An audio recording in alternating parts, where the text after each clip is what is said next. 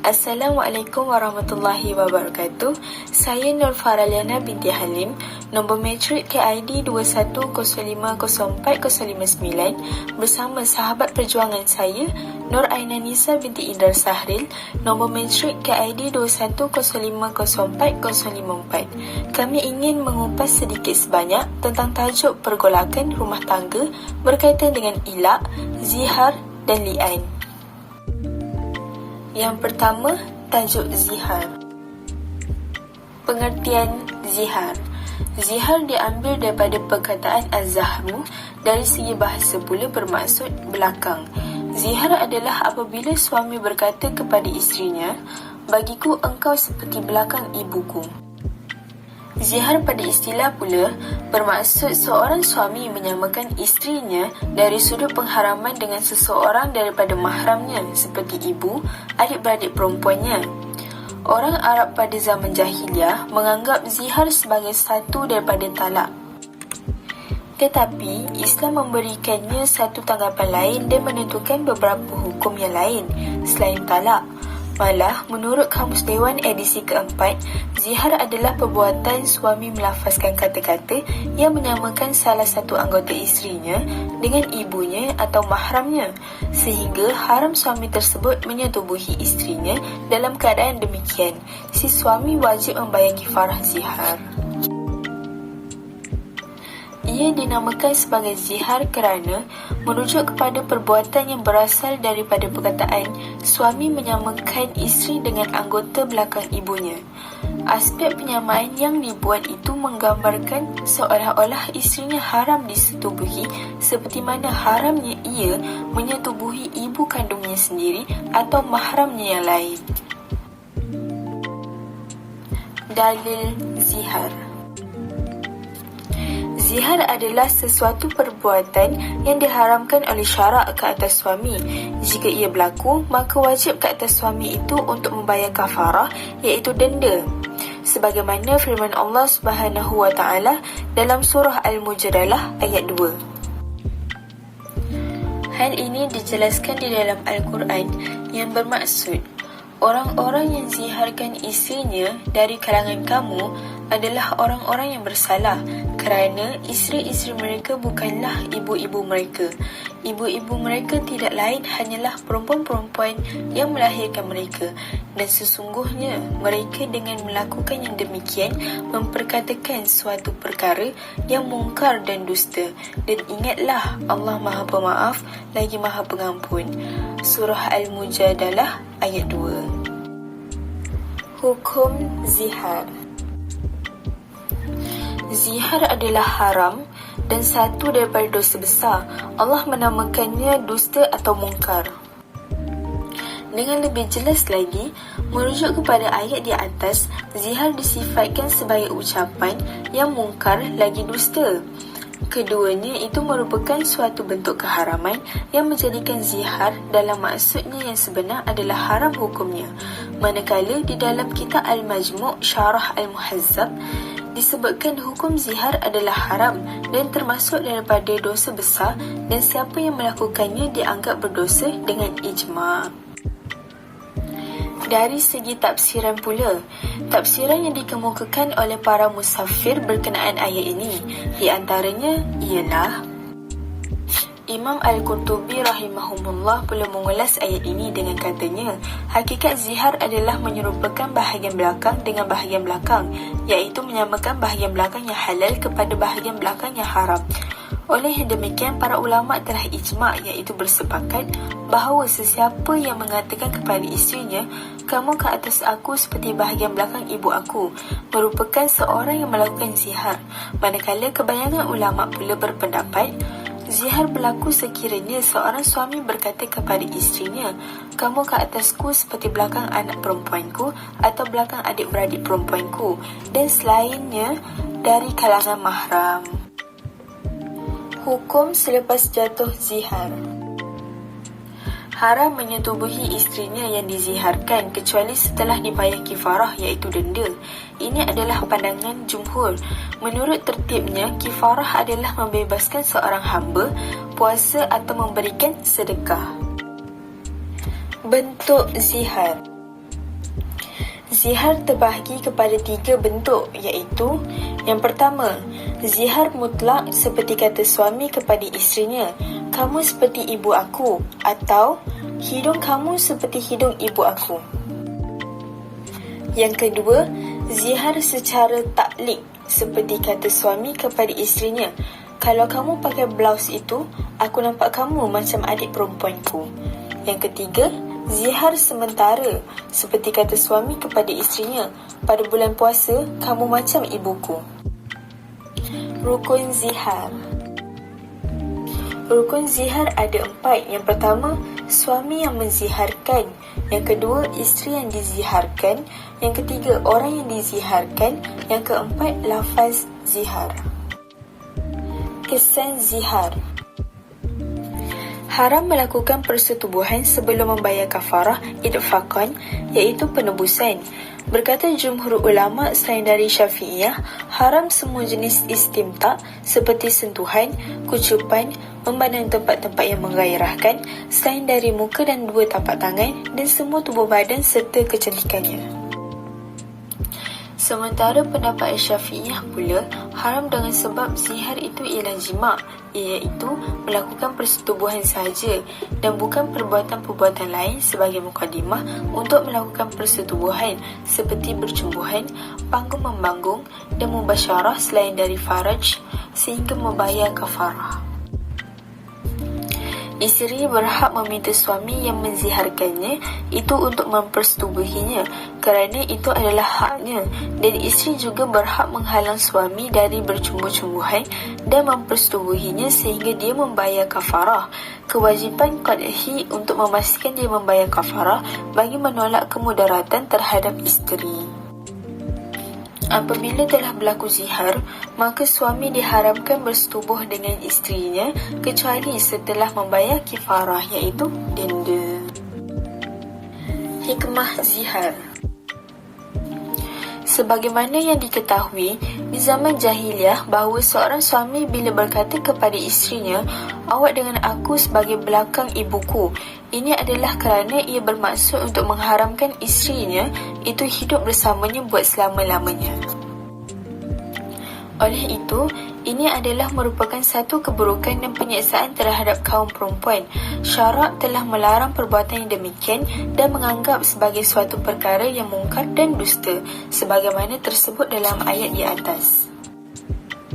Perbuatan atau perkataan yang demikian dikatakan satu perkataan mungkar kerana adalah satu perkara yang merupakan penyiksaan terhadap kaum perempuan dan pengharaman terhadap sesuatu yang dihalalkan oleh Allah. Ini adalah dilarang kerana oleh syarak.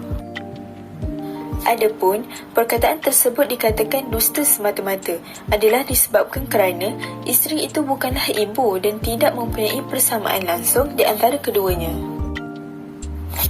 Walau bagaimanapun, syarak tidaklah membiarkan begitu sahaja tentang perbuatan suami itu.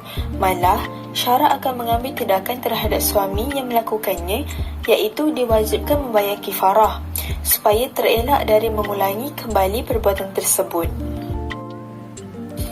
Selepas membayar kifarah, suami boleh kembali semula seperti biasa. Ini berlainan sekali dari apa yang berlaku di zaman jahiliah yang menganggap isteri-isteri yang dizahirkan itu gugur talaknya sebagai talak bain yang tidak boleh dirujuk sama sekali buat selama-lamanya.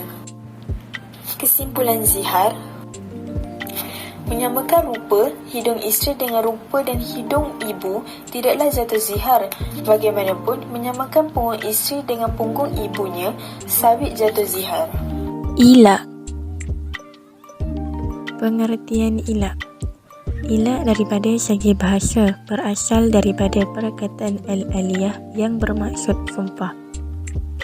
Ila daripada segi istilah pula ialah suami yang berhak mentalakkan isterinya bersumpah tidak akan bersetubuh dengan isterinya lebih daripada 4 bulan atau secara mutlak, iaitu tanpa disebut tempoh masanya. Dalil ila.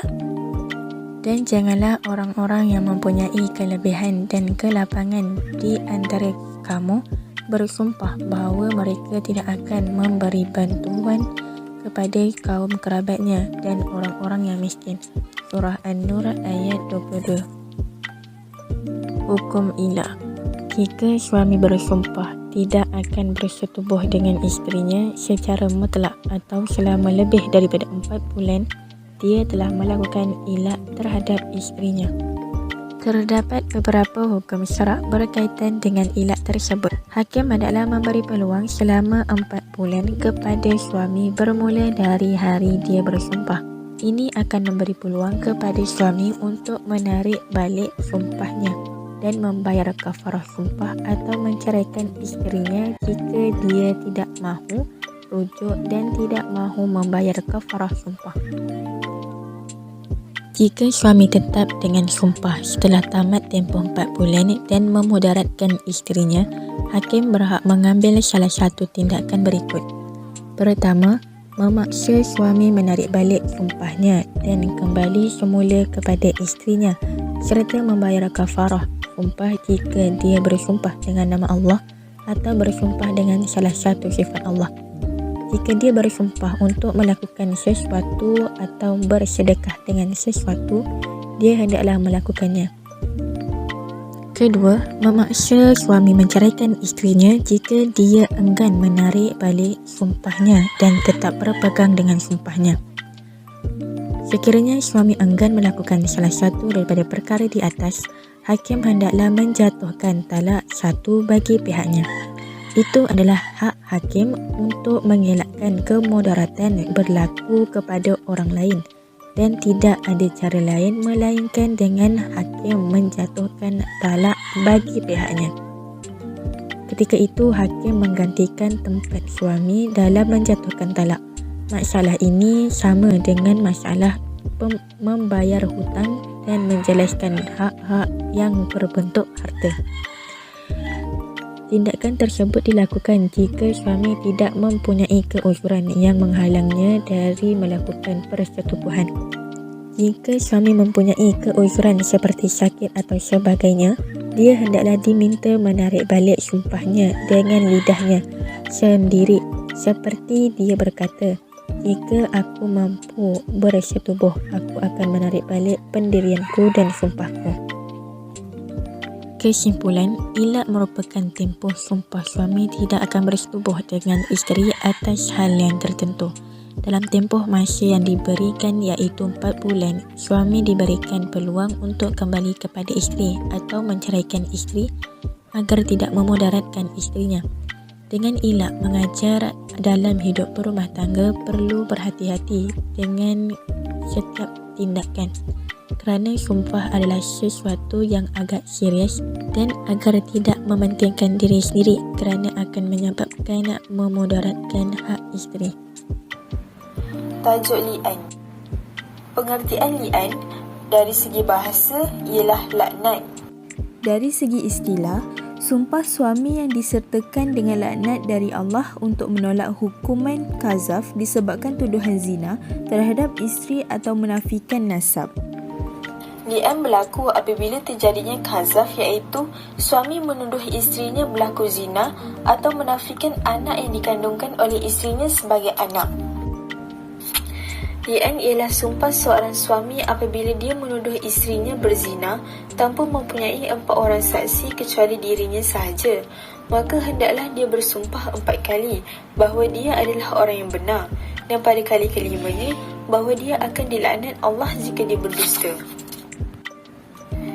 Sekiranya isteri menolak tuduhan tersebut, maka hendaklah dia bersumpah sebanyak 4 kali bahawa suaminya itu berdusta dan pada kali kelimanya bahawa dia akan dilaknat Allah jika suaminya benar.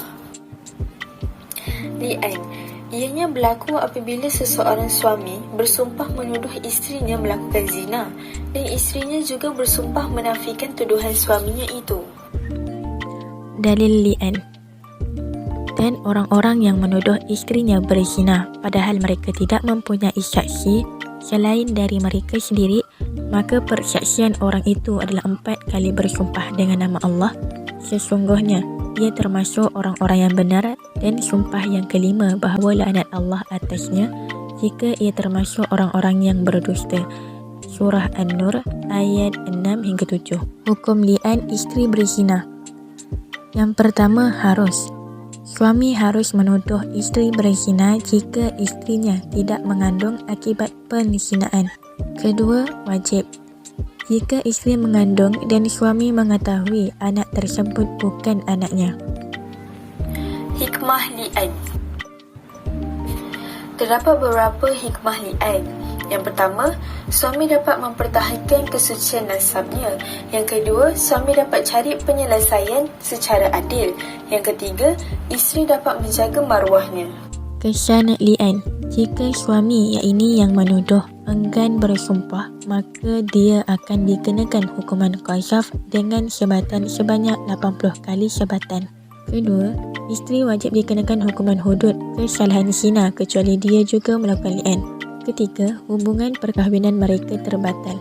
Keempat, apabila pasangan suami isteri melakukan li'an, ikatan perkahwinan mereka akan terputus dan diharamkan perkahwin semula buat selama-lamanya. Kesimpulan li'an, apabila suami menuduh isterinya berzina dan mengingkari anak, maka terjadilah li'an. Apabila suami telah selesai melakukan li'an, maka perceraian telah terjadi di antara keduanya. Apabila suami mengingkari anaknya, maka nasab anak yang diingkari oleh ayahnya kembali pada ibunya.